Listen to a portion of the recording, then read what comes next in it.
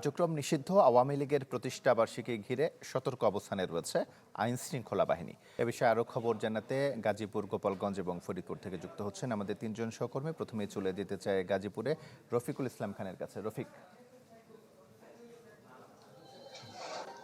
তমাল, আজকে আওয়ামী লীগের প্রতিষ্ঠা বার্ষিকী উপলক্ষে সজাগ অবস্থানে রয়েছে আইন শৃঙ্খলা বাহিনীর সদস্যরা। আমরা জেলার বিভিন্ন স্থানে খবর নিয়েছি। তো প্রতিষ্ঠা বার্ষিকী উপলক্ষে যদিও কার্যক্রম নিষিদ্ধ, বাংলাদেশের সেই সংগঠনের নেতাকর্মীরা কোথাও কোনো শোডাউন করতে না পারে, সেই জন্য সকাল থেকে কিন্তু আমরা দেখছি সেনাবাহিনীর পাশাপাশি বিজিবি সদস্যরা কিন্তু মহাসড়কে টহল দিচ্ছে। এছাড়া যে সমস্ত গুরুত্বপূর্ণ স্থানগুলো রয়েছে সেসব স্থানে কিন্তু আইন শৃঙ্খলা বাহিনীর সদস্যদের দেখেছি টহল দিতে এবং অবস্থান নিতে। তো এখন পর্যন্ত আমরা কিন্তু কোথাও কোনো অপ্রীতিকর ঘটনা কিংবা কোনো শোডাউনের খবর পাইনি।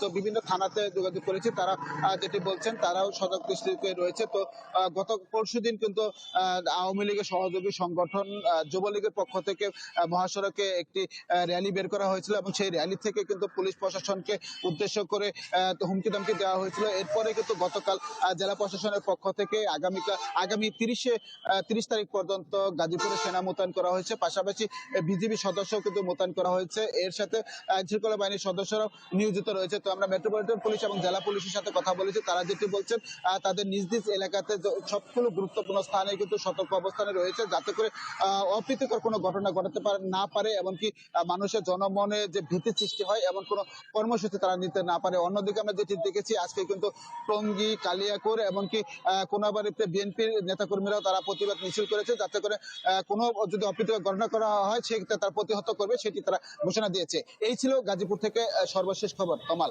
রফিক, আপনাকে ধন্যবাদ। গাজীপুর থেকে চলে যেতে চাই গোপালগঞ্জে বাদল শাহর কাছে। বাদল, তমাল, কার্যক্রম নিষিদ্ধ আওয়ামী লীগের প্রতিষ্ঠা বার্ষিকীকে কেন্দ্র করে কিন্তু গোপালগঞ্জে ব্যাপক নিরাপত্তা ব্যবস্থা নেওয়া হয়েছে। তবে বেলা 11টার পরে কিন্তু কার্যক্রম নিষিদ্ধ আওয়ামী লীগ ও নিষিদ্ধ ঘোষিত সংগঠন ছাত্রলীগের নেতাকর্মীরা একটি মিছিল বের করে এবং সেখানে কিন্তু তারা কেক কাটেন। তবে গোপালগঞ্জে টুঙ্গিপাড়া বন্ধু শেখ মুজিবুর রহমানের যে সমাধি রয়েছে সেখানে কিন্তু আওয়ামী লীগের কোনো কার্যক্রম বা অন্য কোনো কর্মসূচি কিন্তু আমরা দেখতে পাইনি, বা আমরা ওখানে কোনো কর্মসূচি এরকম কিন্তু কোনো কিছু জানতে পারিনি। তবে রাস্তাঘাট এলাকাতে কিন্তু গোপালগঞ্জের বিভিন্ন স্থানে কিন্তু পুলিশ মোতায়েন রয়েছে, যাতে কোনো ধরনের কোনো অপ্রীতিকর ঘটনা না ঘটাতে পারে সে বিষয়ে কিন্তু সজাগ দৃষ্টি রয়েছে। এছাড়া কিন্তু সেনাবাহিনী মোতায়েন করা হয়েছে। তবে সকাল থেকে সেনাবাহিনী মাঠে না থাকলেও দুপুরের পর কিন্তু তাদের দেখা যায় এবং তারা কিন্তু বেশ কয়েকটি স্থানে তারা টহল দিয়েছেন।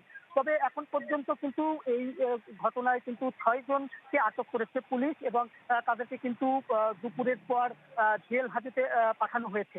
আরেকটি বিষয় হচ্ছে যে ঢালাইয়ে দৃঢ়তা, নির্মাণে নিশ্চয়তা, প্রিমিয়ার সিমেন্ট, ঢালাইয়ের রাজা। এই ঘটনাকে কেন্দ্র করে কিন্তু গোপালগঞ্জের যে গুরুত্বপূর্ণ যে স্থানগুলো রয়েছে সেখানে কিন্তু পুলিশ মোতায়েন রয়েছে এবং পুলিশের যে টহল টিম সেটি কিন্তু তারা বিভিন্ন সময় শহরের জুড়ে কিন্তু তারা টহল দিচ্ছেন। বিশেষ করে কিন্তু ঢাকা খুলনা মহাসড়কে কিন্তু তাদের যে টহল সেটি কিন্তু অব্যাহত রয়েছে। যেহেতু বিগত কয়েকদিনের আগে কিন্তু ছাত্রলীগের নেতাকর্মীরা কিন্তু বিক্ষোভ মিছিল করেছিল এবং টায়ার জ্বালিয়ে অবরোধ করেছিল, সেই কারণে কিন্তু এই জেলায় নাশকতা বা কোনো অপ্রীতিকর ঘটনা ঘটাতে পারে সেই আশঙ্কা থেকেই কিন্তু পুলিশ প্রশাসনের ব্যাপক নিরাপত্তা ব্যবস্থা জোরদার করে। জেলা প্রশাসক আমাদেরকে জানিয়েছেন যে এখন পর্যন্ত এই জেলায় কোনো অপ্রীতিকর ঘটনা ঘটেনি। তবে কেউ যদি অপ্রীতিকর ঘটনা ঘটানোর চেষ্টা করে তাহলে সেটি কঠিন হস্তে দমন করা হবে এবং যে আইনগত যে ব্যবস্থা রয়েছে সেটি তারা নেবেন।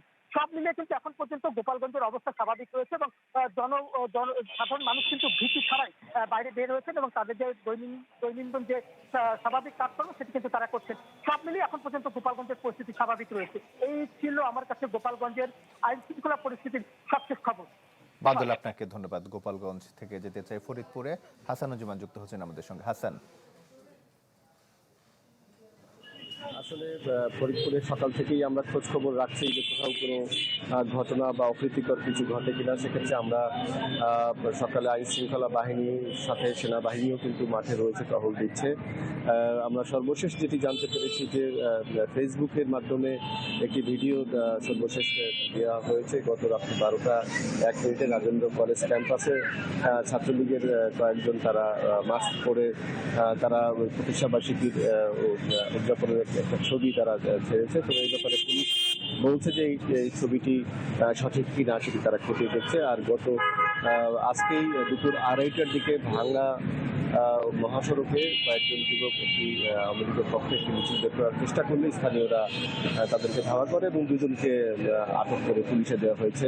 এছাড়া জেলার কোথাও কোনো কর্মসূচি নিষিদ্ধ আওয়ামী লীগের বা কোনো সংগঠনের কোনো কর্মসূচি বা কোনো ধরনের কোনো ঘটনা বা কোনো ধরনের অপ্রীতিকর ঘটনার খবর পাওয়া যায়নি।